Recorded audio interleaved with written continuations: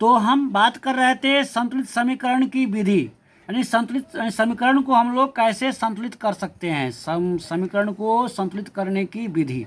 ठीक है, तो एक होता है अनुमान विधि, दूसरा होता है आंशिक समीकरण विधि, तीसरा होता है ऑक्सीकरण विधि, चौथा होता है आयनन इलेक्ट्रॉन विधि।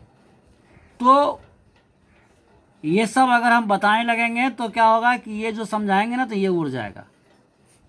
तो हम लोग केवल हीट एंड ट्रायल मेथड को ही समझे, वही सबसे अच्छा होता है, क्योंकि हीट एंड ट्रायल मेथड जो होता है वह वस्तुतः किस पर निर्भर करता है, तो परमाणु संख्या या अणु संख्या पर ही निर्भर करता है।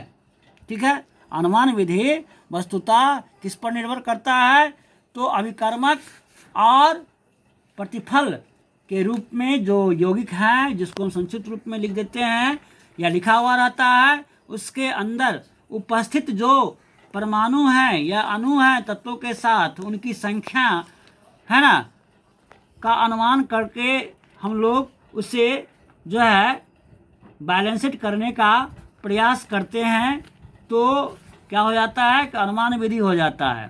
तो अनुमान विधि में हम लोग सबसे पहले क्या करते हैं, शब्द को समीकरण के रूप में लिखते हैं। पहले क्या करते हैं, ध्यान दीजिएगा, अनुमान विधि में सबसे पहले क्या करते हैं, शब्द को यानी जो समीकरण रासायनिक अभिक्रिया है उसको हम लोग शब्द के रूप में व्यक्त करते हैं। फिर उसमें अब अभिकर्मक और प्रतिफल है तो दोनों को दोनों ओर। अब देखिए हम किसकी बात करने जा रहे हैं, अनुमान विधि। किस विधि की, अनुमान विधि की बात करने जा रहे हैं। ठीक है, अनुमान विधि में मूल रूप से किन चीज़ों को हम लोग को देखना है, ध्यान रखिएगा, किन चीज़ को, तो परमाणु संख्या को या फिर अणुओं की संख्या, बस ये दो चीज़ को ध्यान रखना है अनुमान विधि में, बाकी चीज़ को ध्यान नहीं रखना है।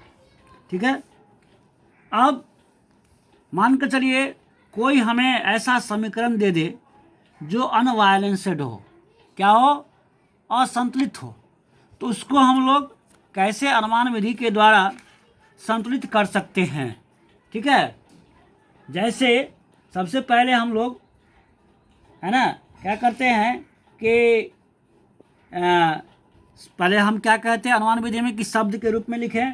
तो हमने क्या किया कि नाइट्रोजन गैस लिया। क्या लिया, नाइट्रोजन गैस, ध्यान दीजिएगा, क्या लिया, तो नाइट्रोजन गैस, नाइट्रोजन को लिया। ठीक है, ये गैसीय रूप है। और हाइड्रोजन गैस लिया, ध्यान दीजिएगा, किसको लिया, हाइड्रोजन गैस को लिया। तो क्या बनेगा, हो सकता है अमोनिया गैस बने। क्या बने, अमोनिया गैस बने। क्या बनेगा प्रतिफल के रूप में, तो अमोनिया गैस, अमोनिया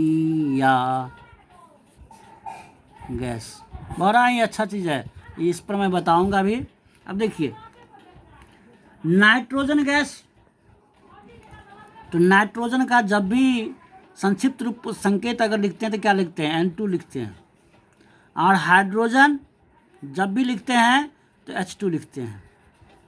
और अमोनिया जो होता है वह क्या होता है, NH3 होता है। अब देखिए यहाँ देखिए, नाइट्रोजन 1, यहाँ नाइट्रोजन 2, यानी कि अभिकर्मक में नाइट्रोजन 2 है, अब प्रतिफल में नाइट्रोजन 1 है। अब देखिए अभिकर्मक में हाइड्रोजन 2 है और यहाँ हाइड्रोजन कितना है, 3 है। तो अब अनुमान विधि करना है, तो कैसे करेंगे, अब देखते रहिए।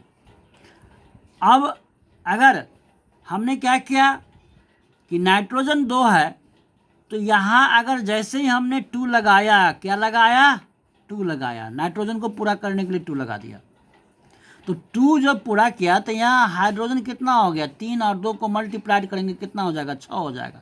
यहाँ पर 6 गो हाइड्रोजन है, नहीं है, तब क्या करते हैं हम लोग, हाइड्रोजन के पीछे भी 3 अगर जोड़ दें तो इस तरह से हमारा क्या हो गया, समीकरण संतुलित हो गया। तो हमने क्या किया, अनुमान विधि का प्रयोग किया। ठीक है, और एक चीज़ और बता दें थोड़ा सा इस पर मैंने कहा था एक बड़ा ही अच्छा चीज़ बनता है, ट्विस्ट चीज़ बनता है, जो सुन करके आप लोगों को थोड़ा अचंभित भी होइएगा। देखिए मैं बता रहा हूँ।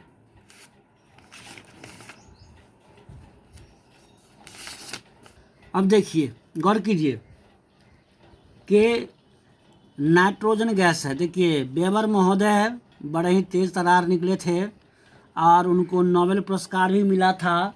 कब? तो 1918 ईस्वी में। क्यों मिला सो देखिए आप। उन्होंने नाइट्रोजन गैस लिया और क्या लिया? हाइड्रोजन गैस लिया। ठीक है, इस दोनों को क्या किया? अब गौर कीजिए, मैंने बहुत बड़ा तीर दे दिया है। क्यों दिया? और क्या किया? तो 450 डिग्री सेल्सियस से लेकर के 550 डिग्री सेल्सियस पर गर्म किया। दोनों को क्या किया? गर्म किया। तो किसकी उपस्थिति में? गौर कीजिएगा, किसकी उपस्थिति में?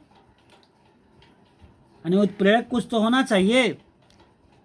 तो जैसे FeO ferrous oxide plus molybdenum MO, इस दोनों की उपस्थिति में क्या क्या इस दोनों को मिलाकर गर्म कर रहा है। और गर्म करने के बाद उन्होंने क्या किया? तो इसको देन एंड देयर ठंडा कर दिया। कितना? वायुमंडलीय ताप पर, वायुमंडलीय दाब पर। तो 150 से 200 मिलीबार, ध्यान दीजिएगा, मिलीबार वायु दाब लगा दिया था। क्या लगा दिया था? वायु दाब लगा दिया था। तो क्या बना था मालूम है? वह बना था क्या? पहले तो दिखाया, पहले तो बना था क्या कि पहले बना वही अमोनिया गैस ही बना जो यहाँ देख रहे हैं। तो बना तो इसका मतलब यहाँ फिर बैलेंस करना होगा। तो चलिए यहाँ बैलेंस कर लेते हैं हम लोग, यहाँ 3 लगा देते हैं। चलिए अब देखिए, बना तो गैस, क्या बना था? गैस। लेकिन जैसे ही यह वायु दाब का प्रयोग हुआ तो यह किस में बदल गया? ठोस रूप में बदल गया। किस में बदल गया? ठोस में बदल गया, सोलाइड रूप में बदल गया, जो यूरिया के नाम से, ध्यान रखिएगा, यूरिया के नाम से जाना जाता है। तो इस तरह से वेबर महोदय ने, है ना, इसी दोनों गैस का प्रयोग किसकी उपस्थिति में? तो फेरस ऑक्साइड और मोलिब्डेनम की उपस्थिति में, है ना, इतना डिग्री 450 से 550 सेल्सियस पर गर्म किया। और गर्म करने पर क्या पाया?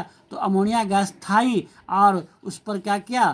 तो वायु दाब का प्रेशर ठंडा का लगाया, वायु दाब जलवाष्प को लगाया। कितना? तो 150 से 200 मिलीबार लगाया। फलतः यह गैसीय रूप ठोस रूप में बदल गया, जो आज किसान लोग कृषि कार्यों में यूरिया खाद के रूप में प्रयोग करते हैं, या अमोनिया फास्फेट के रूप में प्रयोग कर लेते हैं, है ना, जिंक फास्फेट के रूप में बहुत सारे उपयोग करते हैं।